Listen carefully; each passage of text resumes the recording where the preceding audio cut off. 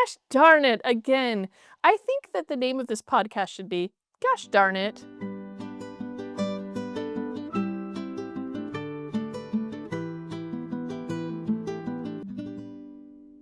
Hey, welcome back to the Knitlist. I'm Christy. And I'm Caitlyn.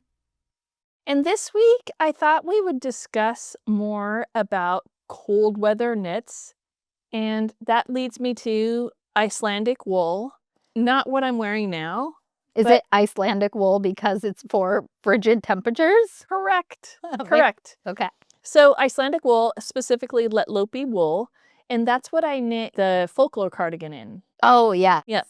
So it's really strong, really itchy, and best made for a second layer, not directly on the skin like that beautiful piece of work is that you're wearing, which is the garden cardigan pullover that I knit with Jamison's 2-ply jumper weight gray coupled with a silk mohair.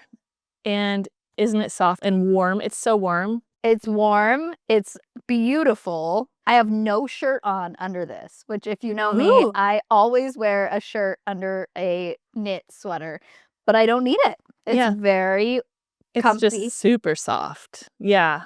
It's soft, and I love the gray, the neutral. Yeah, I do too. Beautiful. It is beautiful. Well, so talking about like Icelandic wool and wintertime leads me to this book. And I bet that most people have seen it or have had patterns from it. And this is Knitting with Icelandic Wool. Quite an accurate description. Right. Exactly. And gosh, if I lived in Iceland, then we'd have plenty of uses for this wool. But we don't. We live in the Pacific Northwest where we hardly ever need to have that strength of wool to wear on a daily basis. This whole book is written and the patterns are by famous Icelandic wool designer Védis Jónsdóttir. I'm sure I'm pronouncing that horribly incorrectly. But the one pattern that is so popular is the Riddari. And this is I think, probably one of the most popular patterns on Ravelry. Oh, really? Yeah. On Ravelry in general, huh? I'm gonna say yes. I have knit this pattern twice. I've knit the Riddari twice. I was gonna say that looks familiar. I feel like you've done that, right? I have. For you. Yeah, the orange one. Is that? It's this red one. Oh, the red one. Oh, yep. God, here we go. Sorry. I knit the Riddari back in 2018, and I first did it in red. And my first mistake was to not use the Let Lopi yarn that is called for. I decided to use Malabrigo Rios, and while it's a perfect yarn for other patterns, it's not the yarn for the Riddari. Why? I think because obviously it's what the pattern calls for, and it's made to hang a certain way.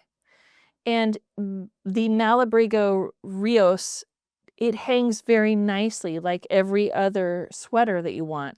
Whereas the Riddari, it's meant to be knit to hang as a really solid second or third layer. And it is traditionally a sweater for a man or a male body. And I think a lot of women make it for themselves, including me. So I knit this one, like I said, with the Rios. And then I used the Fiber Company's Cumbria for the gray and the black. And it turned out to just not fit correctly. It turns out that the two wools together just don't work. And that was my fault. It just didn't fit. So I gave this to Caitlyn. And it and now here comes in my mistake. I told Caitlyn we did not have to talk about this because I'm not mad about it in the slightest, because even though still bring it up 7 years later. I'm not mad about it. Not true. Not true, damn it. It's just, no. I know you love me, okay? I made a mistake. I'm sure Tom did this, not you. Honestly, she's so right. We're 100, even if it wasn't him, we're blaming him. I know, 100%. It went through the wash and dryer before anybody knew what a wash and dryer would do. And yet, not you, who cares? Hanging my head in shame. But even before it went through the wash and dryer, it just didn't fit. And this is my learning as a newer sweater knitter, especially colorwork sweater knitter. I thought, oh, I'll mix this and this without actually thinking about it or taking the time to talk to somebody in the local yarn shop about it. Well, we know how they can be. They told me, go ahead, it's fine. And then throw it in the dryer. Make sure you do an extra heavy cycle on that washing machine. Do it on hot. Gosh darn it, again. I think that the name of this podcast should be, Gosh Darn It, because I have screwed up so many sweaters. So I put so much effort into that and I learned so much.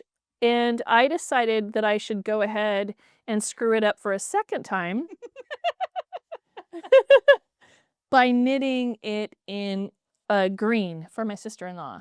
I decided to do it again in green, and again I used the same exact wool. I did Malabrigos, and I did the same Fiber Company Cumbria. Well, why'd you do that? I don't know. And I knit it in extra large, whereas the red one is in large. I did extra large on this one and gave it to my sister-in-law. She really nicely took pictures in the snow. Jenny, I'm gonna knit you a new one and I'm gonna do it correctly and I'm gonna do it in Icelandic wool. Jenny, you better have that sweater on next time we see you. When I knit, yes. So I'm gonna knit it again. And what I was thinking was, of course, I'm gonna do it again and I'm gonna do it using the correct wool for the pattern. I'm thinking of this color, this really light gray for the full body. And then the black, no, it needs a shocking white. Black, shocking white. I need a shocking white. And this blue and gray. I don't know. There's ideas that I'm thinking of. Honestly, even if you scrap the blue, shocking white, gray, white, dark gray, black. You're right. You're right. Here's the thing. I have 8 of those skeins and I've been trying to use them. I've been trying to find a reason to use them. And best friend Kim's like, I don't think so. I used those as a highlight in another sweater that I'll show at a different time. This would be pretty as a full body for another sweater. It's not a bad blue. It's a pretty blue. It is. But with this vibe with a bright white, I think this is what we stick with. I don't like black. Blue. Look at how the blue. No Do you blue. think black is the body? No, gray is the body, or no? I kind of like what you said. This light gray as the body, and then do for the pattern, doing a mix of the dark gray, the black, and a white. Look at this one. Yeah. I mean, that's basically what this one is. It's not black, but instead of this dark gray, you do black, and then you do dark gray here, and then white to pop, and then on this as the body. Gorgeous. You know what? That's probably going to be my next project. Yeah. Yeah, I think that would be beautiful. Sorry, blue. You're out of here. Honestly, if you have a reason why you would like to use that blue color in a project, I think I have at least 4 skeins of those and we'd love to do a giveaway. It also is a pretty blue. It's not a bad blue. I just love the idea of this more neutral gray, white vibe. Adding blue into that just doesn't quite mix. Agreed. But like I said, if you wanted to do another sweater and have the blue be the full body and then do white and light gray with it, that would also be pretty. That's true. I was doing a live knitting this morning and I was asking people what they were knitting and she said she was doing the Nordkalotten. And it said North Cap, so I looked it up and here it is. And it is shockingly beautiful. And we'll put the pictures here. I just want to show Caitlyn. Look how beautiful. That is pretty. Yeah. What is that? That's supposed to be an animal or something? It's an antler. Oh, it's an antler. I'm sorry, I can't see. I have bad eyesight. She's a little far away from my eyes, okay? It's not an animal. It is an antler. Okay, I'm not wrong. It's an elf. It's an elf. It's an antler. It's cute. Isn't it? Yeah. Super cute. Cute for Christmas. Yeah, totally working on that. And I thought, oh, that's super exciting. I really enjoyed going on TikTok and doing the TikTok lives. I can't even believe those words are coming out of my mouth. But I love when we're all talking about knitting. I've gotten to the point where I have my iPad there next to me and people will write in the comments what they're knitting and I pull them up and it's so fun to see. Yeah, and it's community building. It is.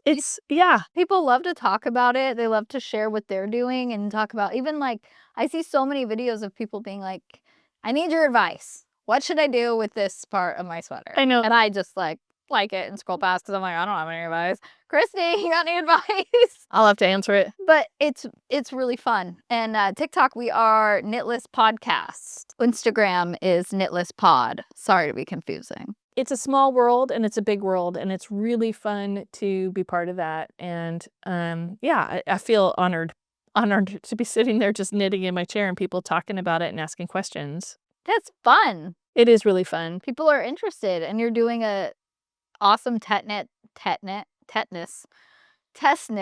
that only 30 people are doing. Oh, and you've nice. been showing it on live and I think people are like, that's cool. I mean, obviously you're reaching the knitting community. These people are interested in this. Yeah. It's great. I was showing on live today as I'm knitting my second sleeve for this test knit and somebody else had just finished her test knit and hers is like this intricate like lace, beautiful. Oh, it wasn't the same test knit you're doing. No, it was a totally different one. And it was so fun to see that too. I love it. And that she said she had a great community at a local yarn shop in Massachusetts. And I can't remember the town's name. And that there happened to be quite a few designers there. And and they all go to like a Thursday night. They call them like Stitch and Bitch, where they sit and sit around. Yeah. That's fun. And she got asked to do that. And I thought, well, that's super cool too. Yeah. That's really fun. Yeah. Community building. It is. It is. Common interests, making friends. Yeah. It's fun. A pattern that I saw on Instagram this week and I absolutely fell in love with is Dear Susan. And it's by Tracy Doxey. And this is knit in my very favorite Jamison 2-ply jumper weight. Jamison and Smith 2-ply jumper weight. And first of all, Tracy Doxey, I love your life. She's living in Scotland in this little cottage with a random cat that keeps showing up and showing her beautiful patterns. And I'm going to absolutely knit this and I'm going to do long sleeves. I'm going to show Caitlyn here. And of course, we're going to put it here when this is happening. These are X's and O's. So when you see Fair Isle knitting and you see this, do you recognize like this typical pattern? A typical pattern in Fair Isle are X's and O's, and they're knit in that. And that's what she's done there. And I love this pattern, and I love what she's done. It looks like a few things. It looks like it could be the X's. I guess those would be the X's. It looks like it'd be like a martini glass. Yeah, exactly. It does. It does. Or like half martini glass, half tree rooted in the ground.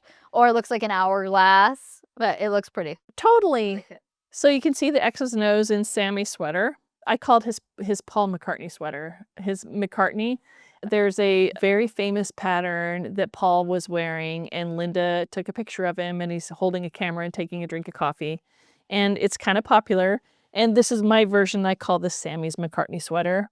It's so cute. I love it. And pretty sure you used that blue I threw away. I didn't throw because no. This is Jamison's 2-ply jumper weight. Oh, pardon me. That's the Shetland. That would be too thick. So you can see the X's and O's on there. So those X's and O's made me start thinking about a Shetland sweater specifically called the Ralph sweater. And Susan Crawford in her fantastic book, The Vintage Shetland Project. The Vintage Shetland Project, she talked about, and obviously I'm going to put pictures here about it, but I'm going to show Caitlyn right here so that she can see what this looked like, the X's and O's. That's cute. So his wife had knit this sweater for him, and it was 1942, and Hong Kong surrendered to Japan. And at that time, Ralph, along with many other men, were ordered to report to, I think, like the middle of the square, and they were all taken as Japanese prisoners of war. And he lived in this sweater for the entire time of his internment as a Japanese prisoner of war.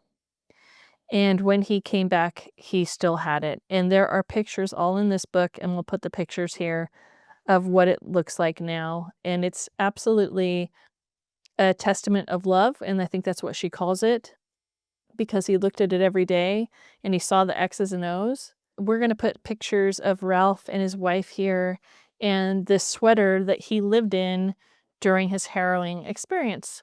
And that sweater, he got back, obviously, alive. He came back in the sweater. In the sweater. And it's still, well, probably not still to this day. I don't know how old this book is, but it's brand new. It's a new book. Oh, so that sweater is still alive? Yeah, it's in, I believe, like a Shetland museum. That's amazing. Yeah, as this testament of love. And see those X's and O's? And there they are. I love it. I'm gonna cry. I know, it's really, really great. That's so sweet. Yep. Now I really have to knit Tom that beanie. Here. Shit. Gotta get on that.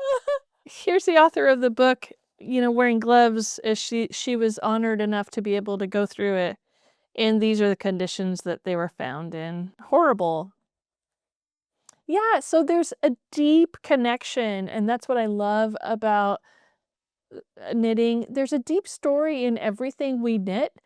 I mean, I have knit these sweaters through countless true crime shows, but also countless things going on in our lives, huge things, and those get woven in and they're beautiful. And it's the same as this sweater and what Sammy's wearing. And I love knitting for the storytelling, and this one especially. That's why I do highly recommend this book. I hadn't planned on talking about that today, but it seemed to all work itself into it. And it's the Vintage Shetland Project.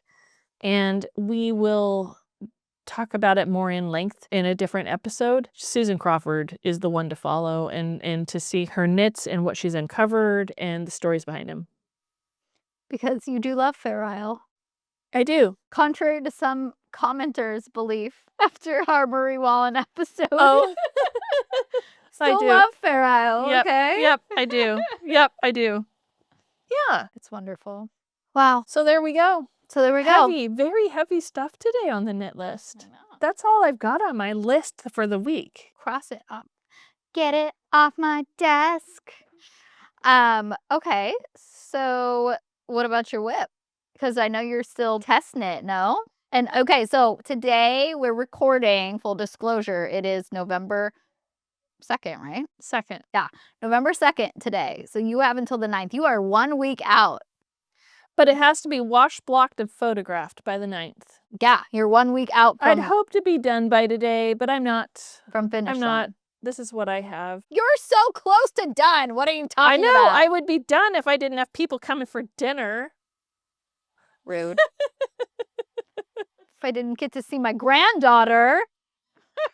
I'm almost done. I've got a couple hours left of the sleeve, and then I'm done. It's amazing. Isn't it beautiful? Yeah, thank you. It literally is so beautiful. So that's for me, right? Yes. Yep, it's for Caitlyn. She said it. It's on camera. It's for me now. You do love beige. Yeah, it is. It's beautiful. No. And it's a beautiful wool. And I love this, even though I complain up and down about having to do the broken seed stitch. You love how it looks. I love how it looks. So that's where I am. It's amazing. You were so stressed out about getting this done in time. I'm like, you're gonna do it. I was really stressed out last weekend. But you were killing it, and you're gonna get it done in time. Well, I don't want to be the loser in the group who doesn't get it done and never asked again. If you're in the group of 30 and you don't get it done, it's okay. You're not a loser. We still love you. You'll be done tomorrow. Yeah, tomorrow morning I'll get up early and get it done. Yeah, you'll be done tomorrow. Tomorrow's in the office day, so I won't be able to take it to the office and do it, but I'll be done afterwards. Yeah. This is so warm on my legs. We're in the basement and it's pretty darn cold. I'm not cold. Because we're wearing our sweaters. Because I have this wonderful sweater. Yeah. But this is so nice. Can't wait to wear it. Mm-hmm. We'll give a cheers to that. A cheers to that. I can't wait to see the sweater you make with this. Me either. It will be beautiful. Cheers. Thank you for watching. Please follow us on TikTok at Knitlist Podcast, Instagram, Knitlist Pod. Subscribe on YouTube. Leave a comment. Chat with us. We will see you next Tuesday.